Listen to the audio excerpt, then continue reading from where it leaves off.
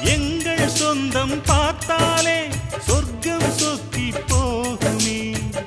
எங்கள் வீட்டில் பூத்தாலே பூவின் நாயுள் கூடுமே.